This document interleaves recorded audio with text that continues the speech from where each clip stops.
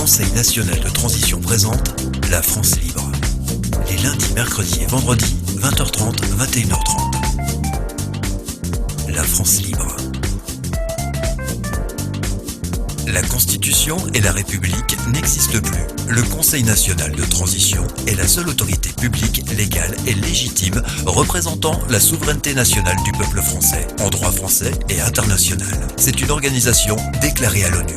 On rappelle, toutes les mesures Covid, y compris les inoculations soi-disant vaccinales, sont des expériences médicales ou scientifiques interdites par le droit international. Il s'agit de crimes contre l'humanité. Toute personne qui vous impose le masque ou vous menace de PV ou de vous licencier pour non-respect d'une mesure Covid commet un crime contre l'humanité. Pour connaître vos droits et les faire valoir, informez-vous. www.conseilnational.fr. Rejoignez gratuitement le CNT sur www.conseilnational.fr.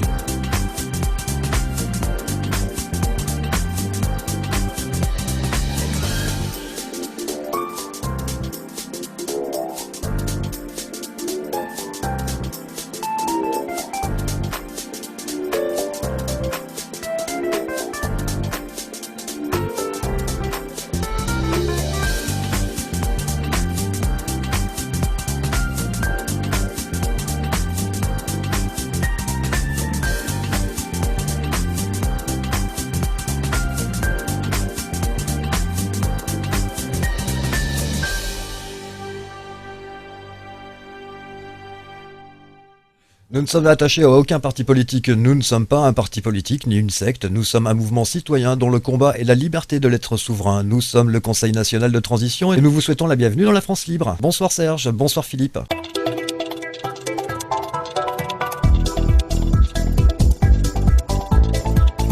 Bonsoir Sylvain. Bonsoir Serge, bonsoir à tous, à toutes. Voilà, donc je vais simplement parler rapidement au niveau de l'actualité, que nous sommes à J-2 de cet ultimatum qui a été adressé à l'ensemble des médecins de France qui ont jugé utile de ne pas se faire vacciner et qui sont dans l'entonnoir, tout simplement. Comment ils faire je n'en sais rien. Je n'ai pas de contact avec eux, c'est malheureux. En revanche, on va peut-être par la présente émission, leur donner non pas une porte de sortie ni une bouffée d'oxygène, mais une opportunité de se repérer au sein de notre groupe, à nous, au CNT, car nous connaissons leurs difficultés, nous savons pourquoi ils ne veulent pas se faire vacciner, nous savons tout ce qu'ils savent sur la nécessité ou pas de se faire vacciner, sur ce qui se passe sur cette Covid-19. Et je crois qu'il serait plus que décent de notre part de leur offrir un hébergement. Alors je sais que eux sont déjà dépendants de l'ordre des médecins, qui leur dit quoi faire et quoi ne pas faire surtout. Peut-être qu'à un moment donné, ils décideront de sortir de ce piège où on leur explique comment prescrire, où on leur explique leur métier tout simplement, alors qu'ils ont fait 9 ou 10 ans d'études pour le connaître bien, ce métier.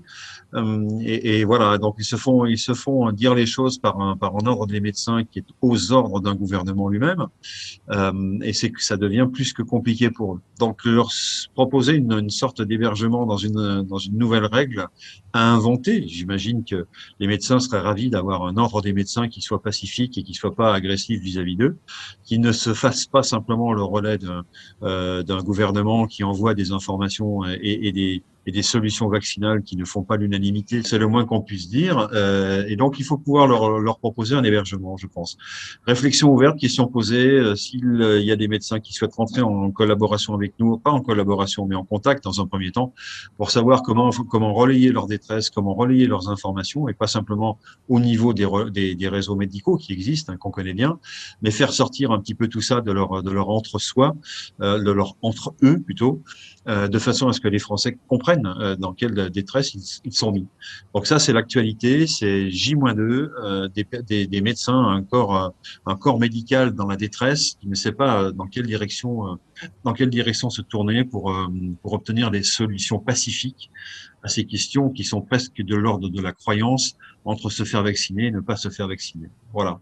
Voilà ce que je voulais dire pour l'actualité. Très bien, merci Philippe. Nous allons regarder des images d'actualité et nous les commenterons juste après.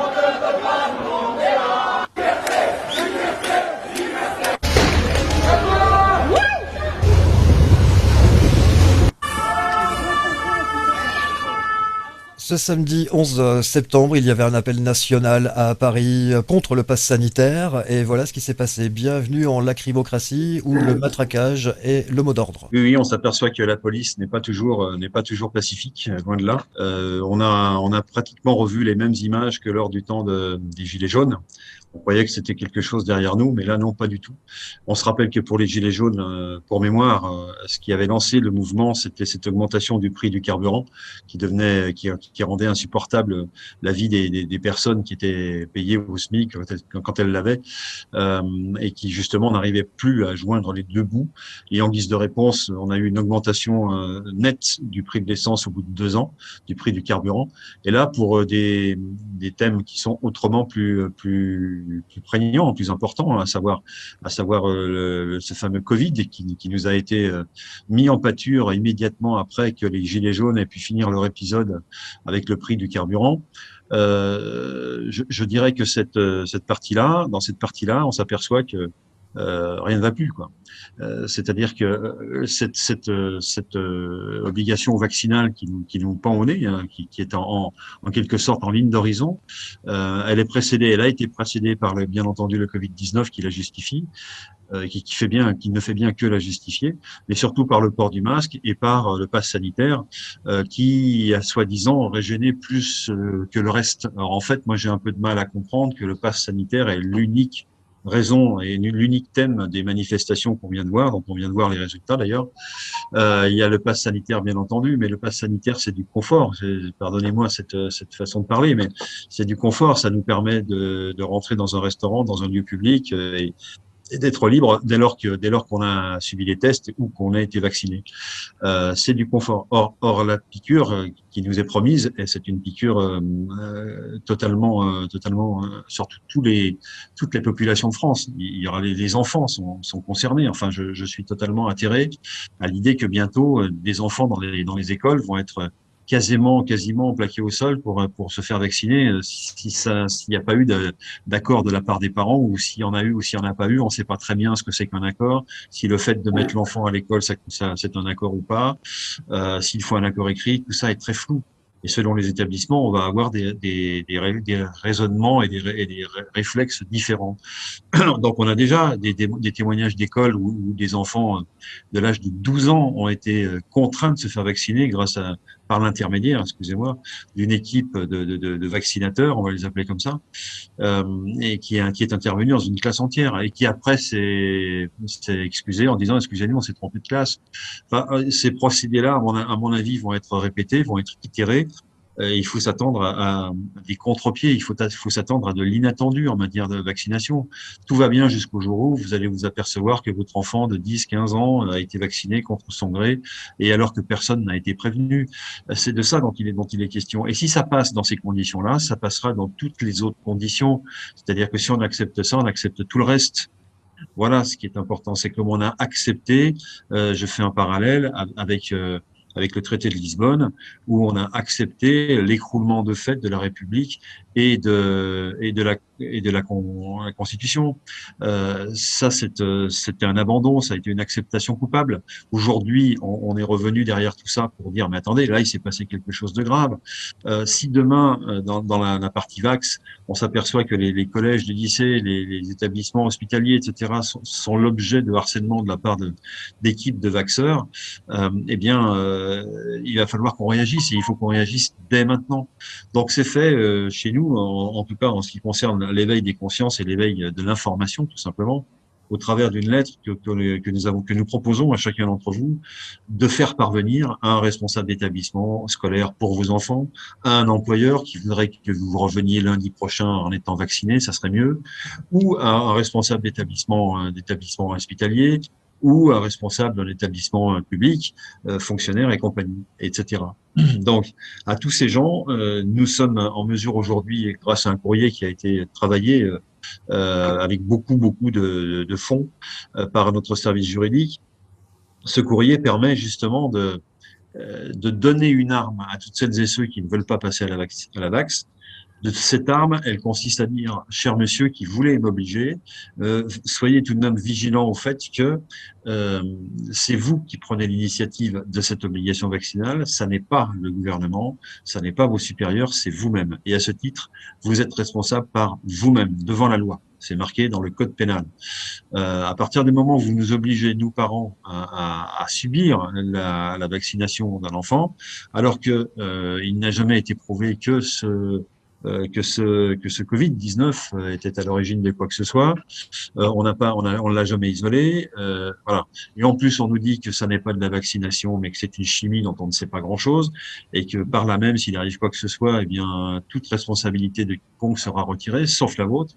Eh bien, voilà. En gros, voilà ce que nous disons sur ce papier-là, et nous mettons en demeure, tout simplement, cette personne d'arrêter de vacciner l'enfant, qui est le mien, par exemple, ou le vôtre, parce que je ne le veux pas et lui non plus.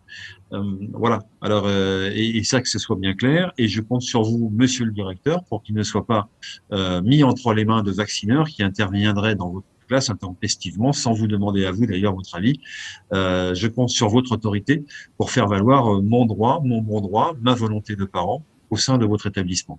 Voilà ce que, grosso modo, nous disons à ces personnes-là. Et quand elles prennent conscience en lisant le courrier qu'elles sont responsables devant la loi de ce qui va se passer et des conséquences de ce qui va se passer, c'est-à-dire des conséquences de la vaccination, s'il doit y en avoir, et de voir que la méthode qui a été employée par elles ressemble de très près à des crimes contre l'humanité, il ne faut pas avoir peur des mots. Allez voir la définition de ce que c'est. Je rappelle qu'un crime contre l'humanité, ça ne renvoie pas seulement au camp d'Auschwitz, au camp de la mort d'Auschwitz, mais ça renvoie à une série de termes très précis dans le code pénal français. Eh bien, si vous vous mettez, vous, cher monsieur le directeur, dans le cas de commettre ce type de crime contre l'humanité, sachez que vous risquez très très cher en termes d'emprisonnement. Et ce sont vos patrons qui vous auront dit de faire les choses, alors qu'ils ne vous auront pas forcément dit des risques que vous prenez en faisant les choses. Voilà.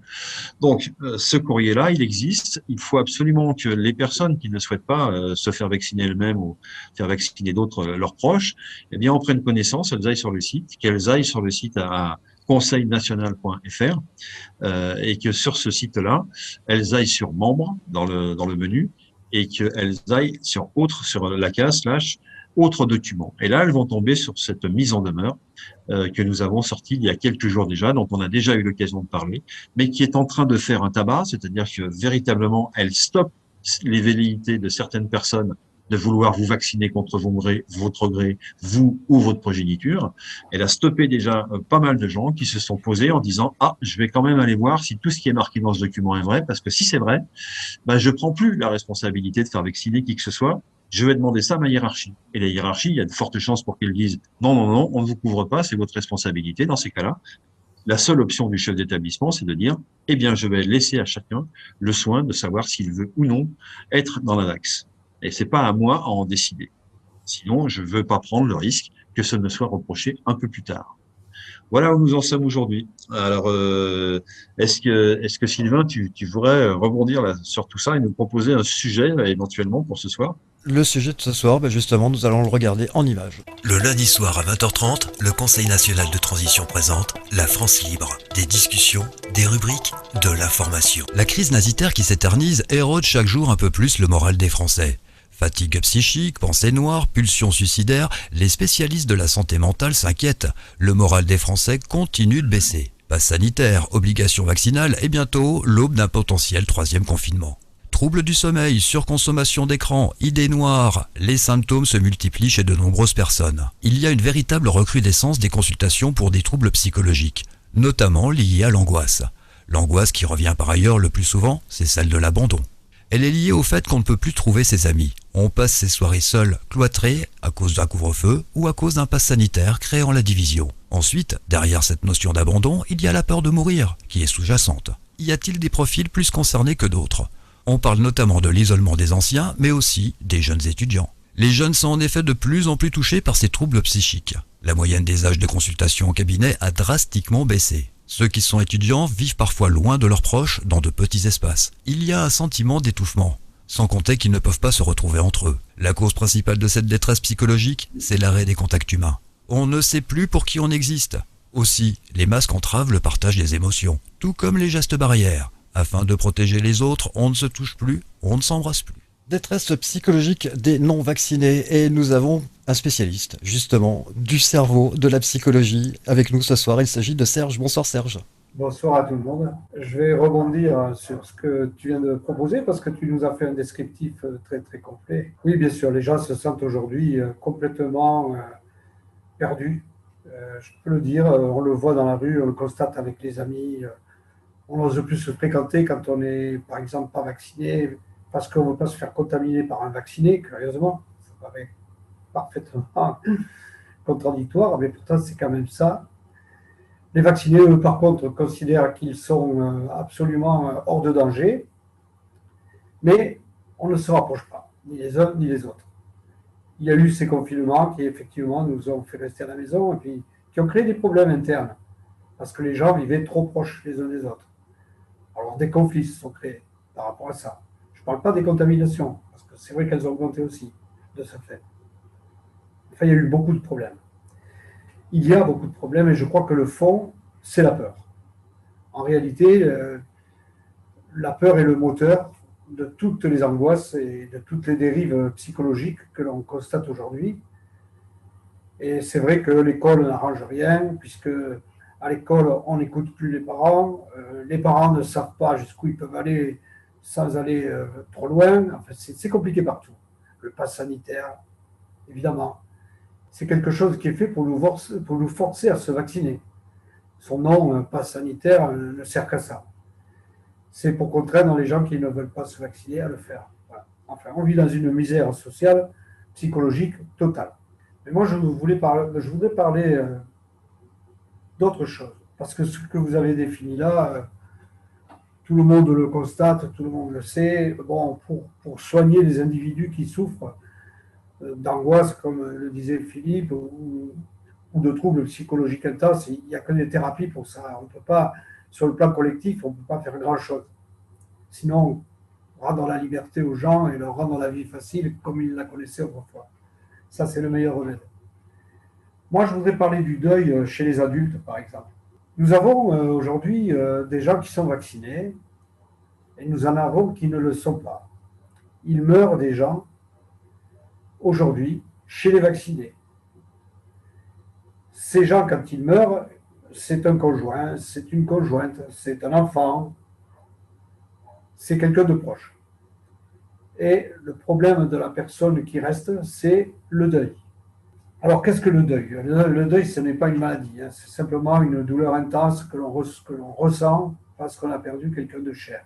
Le deuil, c'est quelque chose qu'on va pouvoir digérer à la condition qu'on ait le temps de le faire, parce que c'est pas instantané. Il y a des deuils qui se solutionnent plus facilement que d'autres, il n'y a pas de normes. Et c'est de ça que moi je voudrais parler, parce qu'au CNT, par exemple, nous avons œuvré longtemps pour justement convaincre les gens de ne pas se faire vacciner. On n'a pas pensé à soi, on n'a pas pensé à nous. Et pourtant, autour de nous, on perd des parents, on perd des gens proches. Donc voilà. Ce n'est pas non plus au collectif de résoudre, parce qu'on ne peut pas collectivement résoudre la douleur de quelqu'un. Ça ne marche pas trop. C'est quelqu'un de proche qui peut faire quelque chose à une condition. C'est qu'il ne se prenne pas, surtout pour un thérapeute. Parce qu'il n'y a pas de thérapie à appliquer directement comme ça. Il faut laisser la douleur s'exprimer. La douleur est nécessaire. C'est un ajustement à la situation. Nous avons, nous, monté une espèce de réseau, là, on est en train tout au moins de le monter, où il est conseillé aux gens qui sont proches de quelqu'un qui vient de perdre quelqu'un et qui est sous le choc, de rester dans l'empathie, la compassion. On est plus à servir d'éponge qu'à donner un chemin ou une conduite. Parce que ce n'est pas ça qu'il faut faire. Il faut accuser le coup, aider la personne à digérer sa douleur. La douleur est nécessaire. Elle va être par vague émotionnelle. En principe, c'est comme ça que ça se passe. Sauf si la personne entre en dépression. Là, évidemment, pour faire la différence, c'est assez simple d'ailleurs, parce que bon, celui qui a une douleur émotionnelle due à un deuil et qui est normal, lui, il va avoir des pics émotionnels qui vont se faire de temps en temps. Alors que celui qui est dans la dépression, lui, il reste dans son schéma négatif et il s'enfonce dans le noir sans arrêt. Voilà. C'est donc la différence. Nous, on ne cherche pas à être des thérapeutes, on cherche à comprendre, à aider et à donner de l'amour, en fait. C'est intéressant. Hein. Si je comprends bien, là, on est sur une piste d'une solution pour aider des personnes qui auraient été elles-mêmes témoins ou fréquentant d'autres personnes qui ont eu à souffrir de l'injection, tout simplement, hein, et de ses conséquences. C'est ceux qui restent en bonne santé, en quelque sorte, qui sont particulièrement souffrants devant ceux qui ont cru de bonne foi qu'ils allaient être merveilleusement à l'abri de tous les problèmes en se faisant inoculer, et qui se retrouvent handicapés ou que je ne sais avec quel effet secondaire indésirable, voire pire. Et donc, en ce moment-là, il faut faire effectivement le deuil de celui ou celle qu'on aimait et qui ne sera plus jamais le même, quoi, voire même qui n'est plus du tout. Et ça, c'est quelque chose de particulièrement difficile à supporter, surtout quand on part du principe que les choix existaient au départ. C'est-à-dire qu'il y a eu la volonté ou non d'être inoculé. À un moment donné, une personne est convaincue, elle est dans une foi absolue dans ce que lui propose l'État national, l'État français ou autre, hein, d'ailleurs, hein, ou les États en général, qui lui disent faites-vous inoculer, vous n'aurez plus de problème par rapport à ce Covid, et vous n'aurez plus de problème par rapport aux variants, et vous pourrez sortir et vous aurez votre passe sanitaire, et ça sera la libération. Et en guise de libération, il se retrouve dans un état très très embêtant, quoi. Alors après, des accidents de vax, il y en a eu tout le temps, hein. J'ai déjà eu l'occasion d'en parler ici. Il y en a tout le temps eu. Alors avec plus ou moins important, plus ou moins, hein, mais dans les années 50, 60, ça existait déjà. Simplement, on disait c'est pas de chance. On est tombé sur un cas où c'est pas de chance. Et effectivement, c'était suffisamment rare pour être considéré comme pas de chance. C'est quoi la différence avec aujourd'hui? C'est qu'aujourd'hui, on est en train de dresser, et on est en train de le faire au sein du CNT, la liste des gens qui, étant présents au CNT, sont en mesure de nous dire, eh ben, on connaît un tel ou un tel, qui a subi des effets secondaires graves à l'issue d'une inoculation. Donc là, non seulement on n'est plus dans une légende urbaine, hein, ce que j'appelle une légende urbaine, ça veut dire un bruit qui court, qu'il y aurait, selon certaines marques, selon certains produits, des effets secondaires indésirables en plus grand nombre que de raisons. Oui, mais combien? Combien exactement? Qui nous en parlera? Est-ce que ce sont les laboratoires qui vont faire ces statistiques? Je pense pas. Est-ce que c'est le gouvernement qui va faire ces statistiques? Je suis sûr que non. Il n'a pas envie de nous empêcher d'aller nous vacciner. Il veut nous donner envie d'aller se faire vacciner. C'est sûrement pas en nous donnant des exemples de ratage ou ou d'effets secondaires indésirables. Donc personne va nous le dire. Alors, à part nous-mêmes. Donc, si on fait partie d'un groupe, comme par exemple le CNT, ou ça peut être aussi un club de boules, hein, ou de plusieurs clubs de boules, eh ben, entre vous, vous pouvez vous dire, ben, il y a un tel qui connaît un tel, eh ben, sa belle-sœur, eh ben, elle est pas bien du tout, quoi, suite à une vax. Ça lui est arrivé 1 heure après. Ou alors, un tel, il s'est fait vacciner, le lendemain, il était mort. Ah bon? Alors que c'était un athlète, etc., etc., etc. Donc, toute cette information de terrain, elle est perdue. C'est-à-dire qu'elle ne remonte pas vers aucune statistique. Alors, ce que nous pouvons éventuellement proposer au sein du CNT, c'est d'une part, d'aider les personnes, comme vient très justement de le dire Serge, c'est-à-dire de faire en sorte que les personnes qui sont témoins de la catastrophe, en quelque sorte, hein, et témoins de cet accident programmé quand même, un petit peu quand même, hein, puisque voilà, il y en a de plus en plus. Ils ne sont plus rares comme ils l'étaient autant dans les années 50-60. Ils sont fréquents. Fréquents comment? Eh bien, nous, on va essayer de déterminer fréquent comment, fréquent combien, fréquent avec quoi, avec quel type d'effet. Qui qui d'autre que des groupes témoins, en quelque sorte, sont capables aujourd'hui de tirer ce genre de statistiques? Ben, personne, hein. Les médecins, éventuellement, mais les médecins sont payés pour dire que la personne est morte d'autre chose. Hein, elle s'est fait écraser par un bus, elle est surtout pas morte des conséquences d'une inoculation. Hein, voilà. Donc, il y a toute une série de médecins qui sont dans cette logique-là. Et puis, ceux qui pourraient éventuellement avoir un œil un peu plus professionnel et un peu plus objectif, eh bien, ce sont les mêmes qui, évidemment, ne sont pas forcément grand favorables pour eux-mêmes à l'inoculation et encore moins pour les autres. Et cela, on va pas leur donner l'occasion, on va pas leur donner la possibilité de s'exprimer. On va même faire mieux que ça. On va leur fermer l'accès à l'exercice de leur profession. C'est-à-dire, ils seront plus médicalement, si jamais ils exercent, ils sont dans l'illégalité. Voilà. C'est ça qu'on leur promet pour dans 2 jours. Donc, qu'est-ce qu'on peut faire, nous? Nous, au sein du CNT, c'est aller rassurer, aider, et ça part d'un excellent principe, aider les personnes qui sont dans une détresse, non pas que ce soit elles-mêmes qui soient physiquement atteintes, mais c'est parce qu'elles voient autour d'eux des gens qui sont atteints physiquement, alors même que ces personnes, bien souvent, les ont mises en garde, leur ont dit, fais attention, moi je serai toi, je le ferai pas, etc. Ils n'ont pas su comment lui dire à lui ou à elle qu'il y avait des risques, qu'il y avait des informations sur ces sujets-là et que c'était pas les informations qu'on nous envoie dans les mainstream. Ce sont les informations qu'on trouve sur Internet, qui sont relayées par des savants, par des professeurs qui nous disent attention. Les balises rouges sont partout. Donc, quelle est l'idée de se précipiter dans la solution d'un petit problème? Parce que je rappelle quand même à toutes fins utiles que le Covid-19, c'est une grippette pour les personnes qui sont en bonne santé.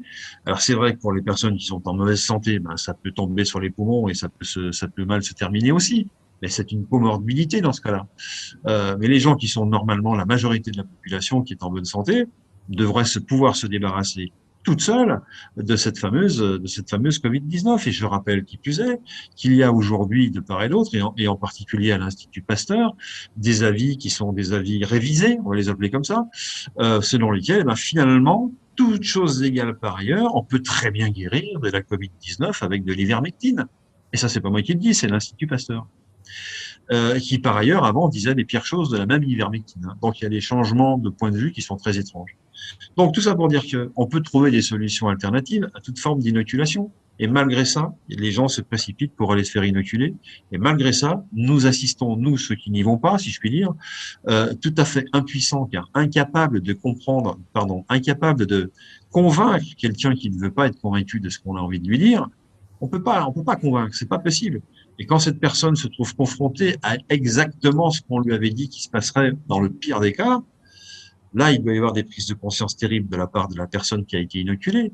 Mais mettons-nous 2 secondes dans la psychologie de celle qui a essayé de sortir son ami, sa fille, sa sœur, son père, sa mère, d'une croyance et qui n'y est pas arrivée et qui, au bout du bout, vit la terrible épreuve de les voir souffrir. Mais alors, c'est un double échec, hein, parce que… C'est un double échec. Oui, Absolument. parce qu'en fait, la personne va décéder ou va être invalide, enfin, quelque chose de grave. Et puis, dans la personne qui est proche d'elle et qui a essayé de la convaincre de ne pas se faire vacciner, il va y avoir la résonance qu'elle a eu un échec personnel, c'est-à-dire qu'elle n'est pas arrivée à la convaincre. Donc, en fait, elle souffre déjà de la situation réelle de la personne, parce que c'est son parent, c'est quelqu'un de proche, ça lui fait mal. Et puis en même temps, ben, elle a cet échec intérieur de ne pas être arrivée à la convaincre. Voilà. Et souvent, ça laisse des blessures psychologiques, ce genre d'événement-là, du style que la personne va occulter ou va éviter les émotions que vont lui procurer le rappel de ça, du fait qu'elle a essayé de la sortir de là, mais elle n'y est pas arrivée. Alors ça va causer un trouble chez elle qu'elle va essayer d'éviter. Et pour ça, à l'heure actuelle, la technique qui est appliquée dans le cadre de la thérapeutique, c'est, comment ça s'appelle la stratégie cognitivo-comportementale. Voilà. C'est-à-dire que c'est plus efficace que le soutien psychologique. Qu'est-ce qu'on va faire? On va essayer avec la personne, en lui parlant, c'est de la thérapie verbale, on va essayer de lui faire prendre conscience de ce qu'elle essaye d'éviter, de le lui faire revivre pour que progressivement elle l'évacue et qu'elle ne soit pas obligée de souffrir de ça. Voilà. Oui, et là, on est véritablement dans une souffrance mentale qui a été provoquée. C'est-à-dire que montrer du doigt les gens qui ne sont pas allés se faire vacciner, tout en sachant que ces mêmes personnes peuvent avoir dans leur famille autour d'eux des personnes qui, elles, sont allées se faire vacciner et qui sont tombées très gravement malades, on est au-delà du cynisme, on est carrément dans la torture mentale, quoi. Je crois pouvoir dire le terme, hein. On est dans la torture mentale. On a mis quelqu'un dans la torture mentale, et quelques-uns, et de nombreuses personnes. Donc ça aussi, c'est quelque chose de répréhensible et prévu par le code pénal. Euh, voilà. Torture mentale, c'est un crime contre l'humanité, surtout si c'est organisé par un État, et c'est le cas. Donc voilà, voilà les choses doivent être dites, quand elles sont écrites sur le code pénal, elles doivent être dites ici.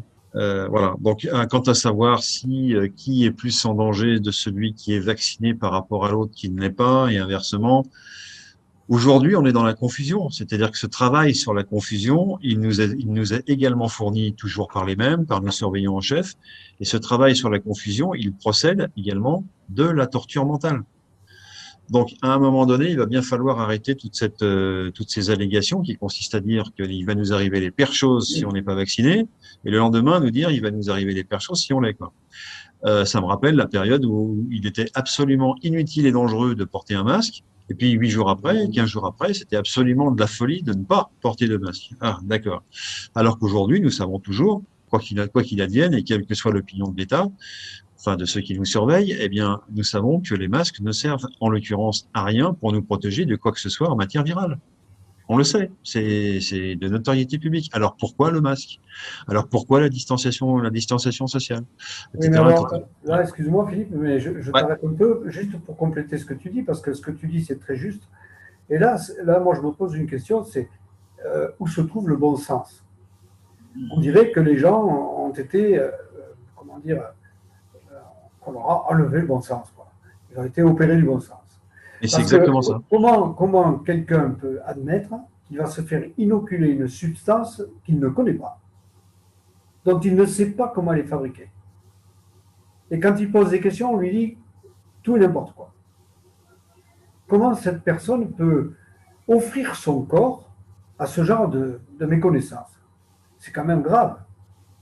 Après, il y a aussi que quand tu dis toi-même le masque est obligatoire, non, il ne faut pas le porter, puis si, il faut le porter, là aussi, comment les gens n'ouvrent pas les yeux? Comment c'est possible?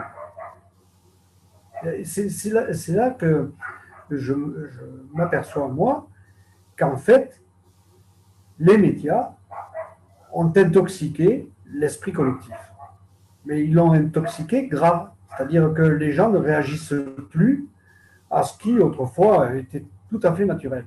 Pour en revenir au vaccin dont tu parlais, moi, j'ai toujours entendu des études qui disaient que les pays qui vaccinaient n'avaient pas plus de morts que les pays qui ne vaccinaient pas. Ni plus ni moins.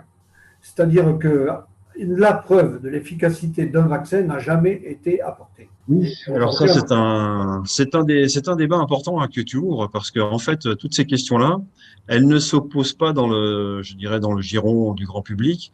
Elles se posaient peut-être dans le giron plus médicalisé, on va dire, de certains savants, qui se posaient la question, effectivement, de la preuve de l'existence, et la preuve qu'un virus est quelque chose de dangereux pour l'être humain, qui n'est pas apporté aujourd'hui, hein. Voilà, on entend plus aujourd'hui les théories portées sur une toxine. Ce qui est à l'origine de notre souffrance, c'est une toxine, tout simplement. C'est pas un virus, c'est pas une bactérie, qui sont naturellement présents dans notre corps. On le sait.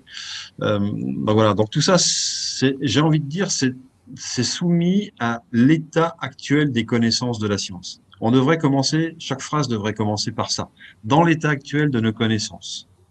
Or, il n'y a pas d'humilité dans cette démarche, dans cette démarche qu'on nous impose. Il n'y a jamais d'humilité de la part de l'État, il n'y a jamais d'humilité de la part des scientifiques qui nous imposent les choses en nous disant c'est comme ça, c'est pas autrement. Alors qu'on devrait dire dans l'état actuel des connaissances des choses, parce que ce que tu viens de dire est très important. On n'a toujours pas la preuve mais est-ce que ça veut dire on n'a pas la preuve, mais on va la voir passer? À un moment donné, on va la voir passer. C'est comme la comète de Halley, quoi. On sait qu'elle va passer dans 70 ans. On n'en a pas la preuve, mais on verra bien dans 70 ans. Et dans ces 70 ans, on sera peut-être tous morts. Bon. Donc c'est une logique scientifique qui est difficile, qui est lourde, qui est compliquée à porter. Et elle empile cette discipline scientifique qui est la biologie, hein, elle empile les unes sur les autres des théories qui n'ont pas été confirmées et qui servent d'hypothèse de base sur des choses extrêmement solides et qui vont amener à l'inoculation. Donc aujourd'hui, c'est vrai, tu as tout à fait raison de souligner ça. Il y a une hypothèque qui n'a jamais été levée depuis le début qu'on nous parle de biologie et de vaccination.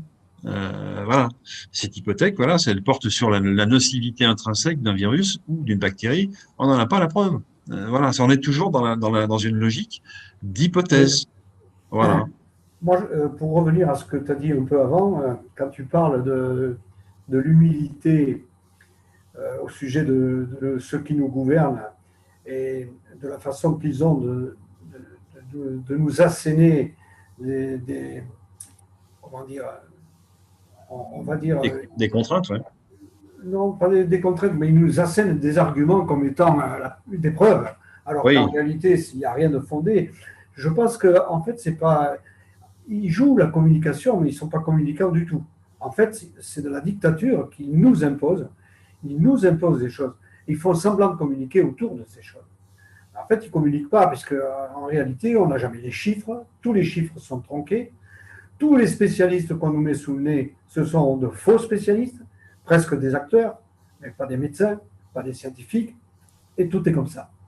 C'est ce que l'on appelle la Startup Nation.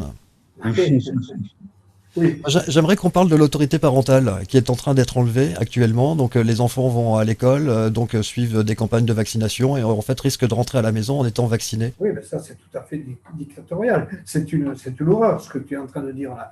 Ce qu'ils sont en train de faire, c'est tout simplement une horreur. En fait, ils ont le droit d'assassiner nos enfants sans le consentement des parents, quoi. Ils ne l'auraient pas de toute façon, évidemment. Évidemment. Mais enfin, c'est quand même… Voilà. Alors, oui, ne confondons pas ce qu'on entend avec ce qui sera réel, ce qui sera réellement sur le terrain. Je suis pas sûr que ce soit opérationnel. Par contre, qu'effectivement, il y ait un plan selon lequel on vaccinera les enfants sans le consentement des parents, oui, c'est quelque chose qui est dans les tiroirs. Mais il faut bien se mettre d'accord sur ce que c'est que le consentement des parents. Imaginons que nos gouvernants décident que demain, le simple fait de mettre son enfant à l'école vaut validation pour une vaccination. On peut l'imaginer. Donc la validation, elle a bien eu lieu. Les parents sont d'accord puisqu'ils ont mis leur enfant à l'école. Voilà. Alors qu'avant, le réflexe précédent, c'était je ne vaccinerai pas votre enfant en tant que chef d'établissement tant que vous, chers parents, vous n'aurez pas envoyé un accord écrit pour le faire. Voilà. Ou alors, si vous ne m'écrivez pas, c'est que vous êtes d'accord, par exemple. Donc, ils vont jouer sur toutes ces nuances-là. On peut compter sur eux. Hein. Ah oui, mais vous m'avez dit que, mais machin, etc. Machin. Ok. Ben voilà. Donc, l'autorité des parents, il va falloir que les parents aillent la chercher. Et certains d'entre eux le font. Mais ils sont aussi très ennuyés parce qu'ils ne veulent pas deux choses. Ils ne veulent pas avoir à garder leur enfant à l'école parce que ça voudrait dire que sur les deux parents qui travaillent, il y en a un qui doit sacrifier et rester à la maison. Et puis deux, c'est que ils vont se mettre à dos le responsable de l'établissement qui va bien évidemment se faire un malin plaisir de faire porter sur les épaules du parent, de l'enfant des parents récalcitrants un lourd tribut, quoi. Ça va être lourd sur les épaules du gamin. Il va être mis de côté, il va pas être, comment dirais-je, pas être inoculé. Les autres vont jouer dans la cour de récréation. Lui, il va être obligé de rester dans la classe parce qu'il faut pas qu'il contamine ses petits camarades. Enfin, il va y avoir un isolement social qui est de nature à briser un enfant, quoi. Quand je dis briser, c'est véritablement le rendre très, très, très malheureux, quoi. Est-ce qu'on veut ça? Est-ce qu'on peut ça? On peut pas. Donc, il faut bien traiter le mal différemment. Il faut bien aller là où nous sommes allés nous, c'est-à-dire aller voir ce directeur d'établissement et lui donner des éléments pour qu'il se retire du jeu. C'est-à-dire qu'il dise, ça n'est plus moi, chef d'établissement scolaire ou chef d'établissement, ce qu'on veut, ça n'est plus moi qui vais prendre l'initiative de faire ou de ne pas faire. Voilà, ça peut être nous aider. Alors que l'autorité parentale, bien sûr qu'elle est toujours valable, mais c'est ce que je viens de démontrer, enfin d'essayer de démontrer, c'est-à-dire que cette autorité va d'une part risquer de détruire le couple puis qui travaille et de faire en sorte qu'il n'y en ait plus qu'un qui travaille sur les deux pour pouvoir surveiller l'enfant et ou faire en sorte de porter la responsabilité de cette flibustier, être un flibustier, c'est-à-dire celui qui n'est pas comme les autres ou celui qui veut tirer parti des autres, parce qu'en plus, ce sera vendu comme ça. Ceux qui ne seront pas vaccinés seront des gens qui tireront parti de la bonne santé des autres en prenant le risque de les rendre malades ou quelque chose de cette nature-là, qui est juste un raisonnement, sophiste, enfin, qui est à l'envers, quoi, hein. Eh bien, l'enfant va prendre tout dans la figure, tout sur les épaules. Et est-ce qu'on veut ça? Est-ce que les parents veulent ça? Donc, autorité ou pas autorité, ils vont faire dans l'intérêt de leur enfant. Les parents vont faire toujours dans l'intérêt de leur enfant. Et si l'intérêt principal de leur enfant, c'est de se faire inoculer pour avoir la paix, pour être socialement intégré, pour plus avoir de problème à l'école, à un moment donné, la tentation va être forte de dire oui, quoi. Hein, voilà. Donc, tant qu'on n'est pas organisé en bande ou pas en bande, à titre individuel, pour pouvoir réagir face à ce phénomène de coercition, car c'en est une, on met la pression énorme sur les parents pour faire en sorte que les enfants soient vaccinés. Et en plus, on ose dire, quand je dis on, c'est toujours nos surveillants en chef, hein, que rien ne se fera sans l'accord écrit des parents. C'est-à-dire qu'en plus, derrière, il y a un peu de sadisme. C'est-à-dire que non seulement vous allez être mis dans une situation alors que vous ne voulez pas d'inoculation, de le faire quand même, mais en plus, il va falloir nous l'écrire. Et ça sera encore mieux si vous nous tendiez la lettre avec le sourire, chers parents. Et là, on est dans le sadisme, dans la torture mentale. Mais on est déjà dans le sadisme quand on veut vacciner des enfants dont on sait qu'ils ne sont pas du tout porteurs de la maladie. Ben, oui, peut-être dans le sadisme, c'est sûr, mais il y a des gens qui sont capables d'être sadiques alors qu'ils étaient tout à fait normaux quelques jours avant. Et là, on est en train de se diriger vers des expériences, excusez-moi, qui ont été faites sur la nature humaine et qui ont été nombreuses chez les nazis, bien entendu, à l'époque bénie où ils pouvaient se servir comme ils le souhaitaient sur les corps humains et qui ne se sont pas gênés. Mais c'était des expériences physiques, mais c'était aussi des expériences psychologiques. D'où s'est tirée cette fameuse expérience de 1000 grammes dont on nous parle souvent, et qui consiste à mesurer jusqu'à quelle hauteur je suis capable de faire souffrir l'autre. Et est-ce que je le fais si je n'ai pas une autorité au-dessus de moi qui me fait peur? Et quand cette autorité disparaît, est-ce que j'arrête d'être sadique vis-à-vis de l'autre? Voilà. Donc on s'aperçoit, oui, bien sûr que l'homme est naturellement non pas bon, mais il est plutôt, comment dirais-je, conçu par la nature. Et la nature, elle est ni bonne ni mauvaise. Simplement, ce qui se passe, c'est que quand effectivement on pousse les gens à appuyer sur un bouton, à monter le voltage pour la punition de celui qui fait partie du test et à qui on promet les pires choses si jamais il répond pas bien aux questions, et qu'une autre personne tout à fait innocente est invitée justement à appuyer sur le bouton de la souffrance, on s'aperçoit que cette personne va appuyer sur le bouton de la souffrance tant qu'il y aura un superviseur derrière lui pour l'encourager à respecter la règle du jeu.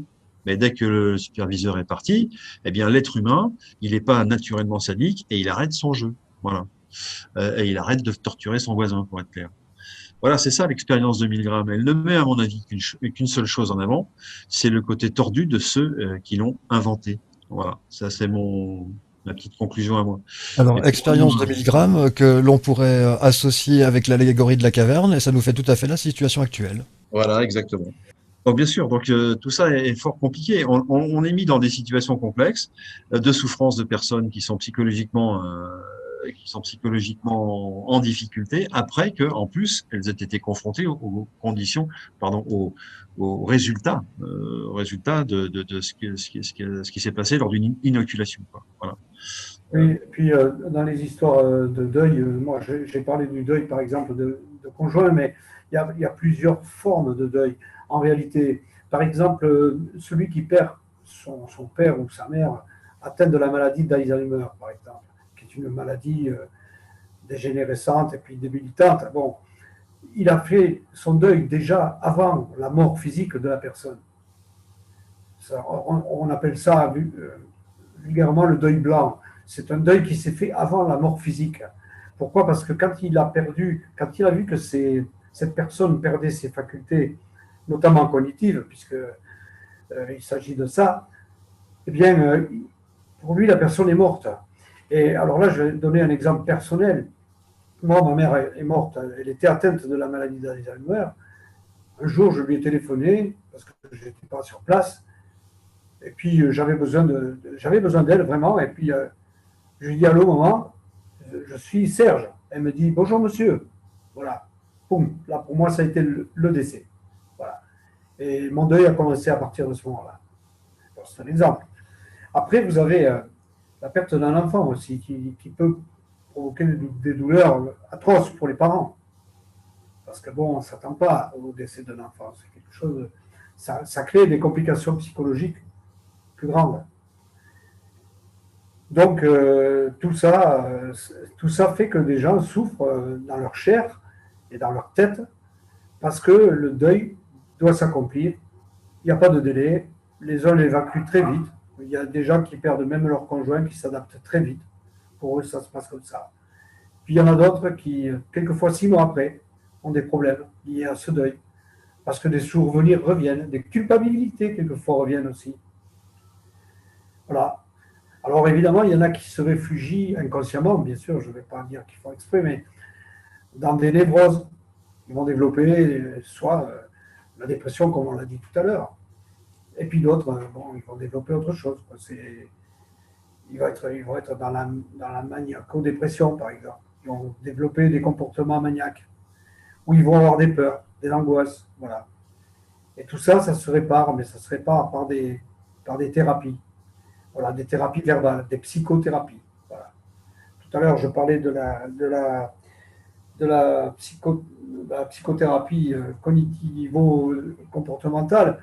Pourquoi? Parce que ça s'adresse à l'ensemble de l'intelligence de la personne, puisque les facultés cognitives, c'est le langage, c'est la mémoire, c'est le raisonnement, c'est plein de choses qui sont liées à la connaissance. Voilà. Donc, c'est une thérapie courte en général, et on remet les personnes dans l'axe de leur comportement admissible, en quelque sorte. Parce que ce qui ne leur va pas, c'est ce qu'elles souffrent. Donc, ce qui n'est pas conforme au confort de leur vie. Voilà. Et ça, on le remet en place. Voilà. Mais c'est un travail de spécialiste, bien entendu. Ce n'est pas de ça que je parle quand je dis qu'il faut aider au premier chef. Quand je dis qu'il faut aider au premier chef, je n'ai pas recours à ce genre de discours. Est-ce que la meilleure aide, Serge, finalement, ne serait pas l'écoute? Ah oui, c'est l'écoute. Tu as mis le doigt exactement dessus. C'est l'écoute, mais avec empathie, avec compassion. Il n'y a rien d'autre à faire. Écoutez. Parce que la vague d'émotions que doit évacuer la personne qui est dans le deuil doit s'accomplir. Le deuil n'est pas une maladie.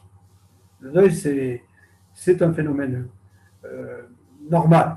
On a perdu quelqu'un de cher, on souffre. Voilà. Sauf que c'est la souffrance qui devient une maladie ou pas. Dans la mesure où elle est acceptée ou refusée. Dans la mesure où elle s'étiole tranquillement ou dans la mesure où on lui résiste et où elle devient plus intense. Voilà. Enfin, ce sont ces choses-là qui créent des troubles du comportement. Et c'est ça qui se soigne par des spécialistes. Mais moi, je ne parle pas de ça. Je suis, comme tu l'as dit, Sylvain, il y a 2 secondes, il faut de l'écoute au premier chef. Et c'est ce que nous pouvons faire, nous, les gens du CNT. On peut offrir ça à nos confrères avec qui on a travaillé sur le terrain, parce que tout d'un coup, ils sont dans la douleur. Au lieu de les laisser dans leur douleur, dans leur coin, on est là, on les écoute, on leur offre un peu d'amour, de compassion, c'est tout, ça suffit. Empathie, écoute et amour. Voilà. Et après, si par exemple, ça se complique, c'est-à-dire si la personne n'arrive pas à évacuer cette douleur, là, ça devient un travail de spécialiste. Là, il faut voir un thérapeute. Moi, je trouve cette initiative tout à fait humaniste et utile. Et j'ai envie de préciser qu'elle est ouverte à tous. C'est-à-dire qu'on va pas faire le choix entre des gens qui sont du CNT ou de l'extérieur. Et je vais même aller plus loin. Je vais rappeler donc pour toutes les personnes qui sont concernées par ces cas qu'elles peuvent prendre contact avec nous au travers de contact@conseilnational.tv et expliquer, donner leurs coordonnées. Et donc à ce moment-là, Serge et ses équipes rappelleront la personne.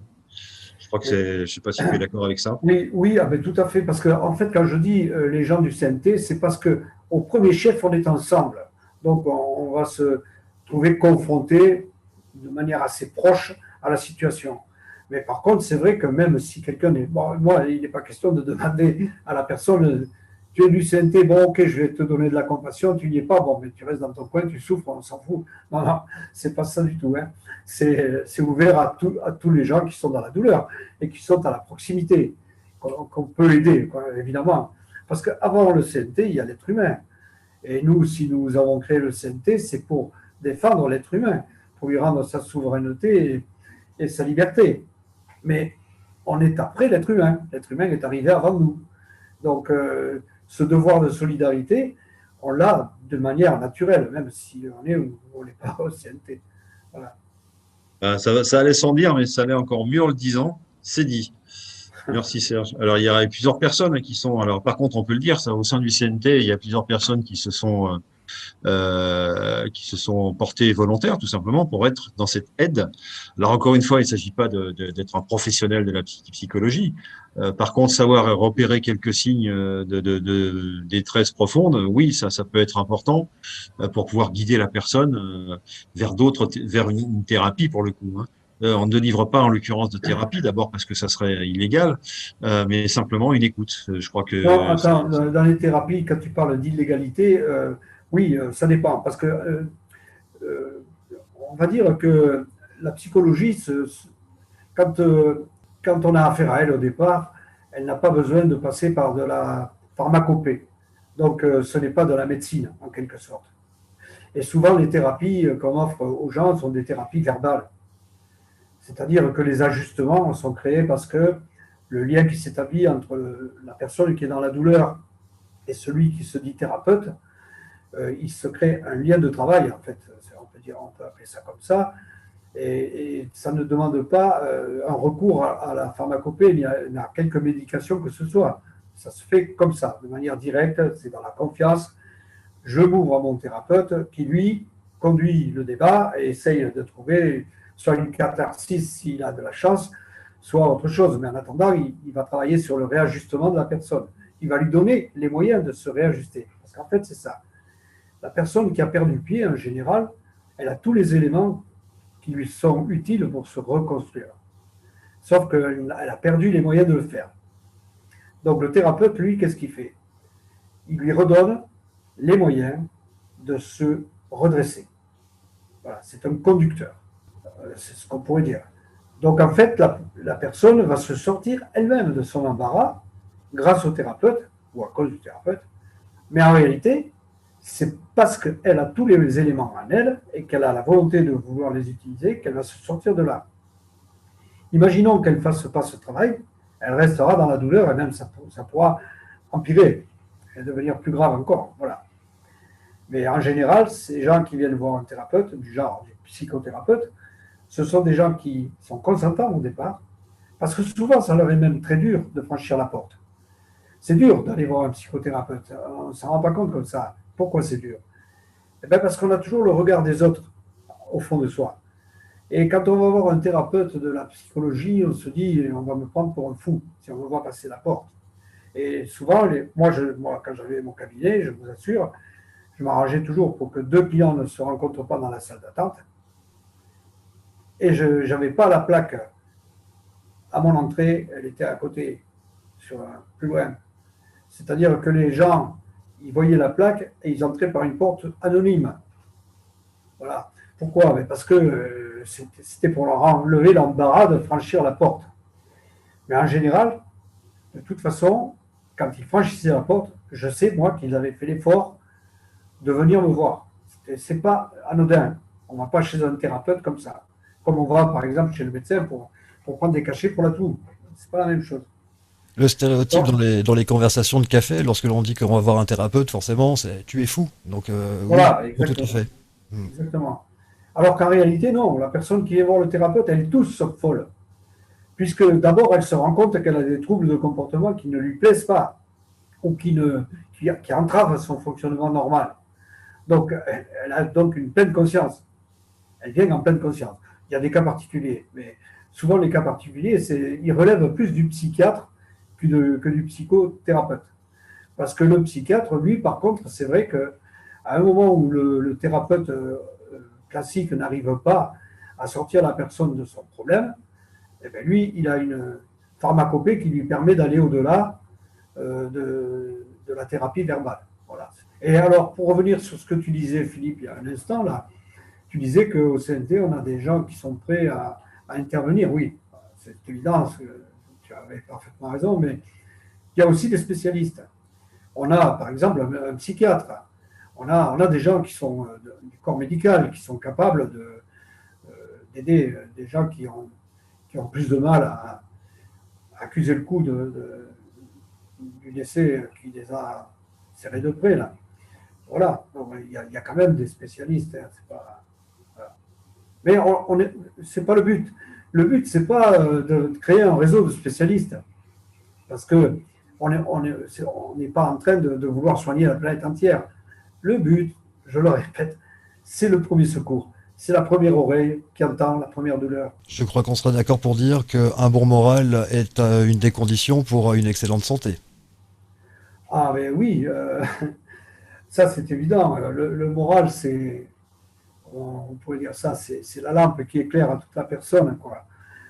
Évidemment, le moral, il est là pour mettre toutes les conditions favorables en place. C'est-à-dire que, mais il faut aussi dire que c'est pas le travail du thérapeute, le moral, parce que en général, les gens qui viennent voir un thérapeute, un psychothérapeute, ce sont des gens qui n'ont pas le moral.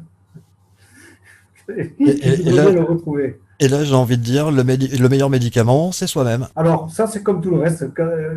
N'importe quel bon médecin te dira que 90% des maladies se soignent naturellement d'elles-mêmes. Bon, pour la psychologie, c'est la même chose. Sauf que ça paraît un peu plus compliqué. Pourquoi un peu plus compliqué? Parce que ce qui domine l'individu, en général, c'est ce qu'il pense et ce qu'il croit. À partir du moment où on est déséquilibré dans ce qu'on pense et dans ce qu'on croit, c'est plus difficile de se récupérer que, par exemple, de se dire « je ne vais pas tousser parce que la toux, elle va partir instinctivement toute seule ». On n'est pas tout à fait dans le même registre. La détresse psychologique des personnes non vaccinées, le sujet dont nous avons débattu ce soir. Merci Serge, merci Philippe. Nous vous souhaitons une excellente soirée. Prochain rendez-vous avec le Conseil national de transition, ce sera mercredi à 20h30.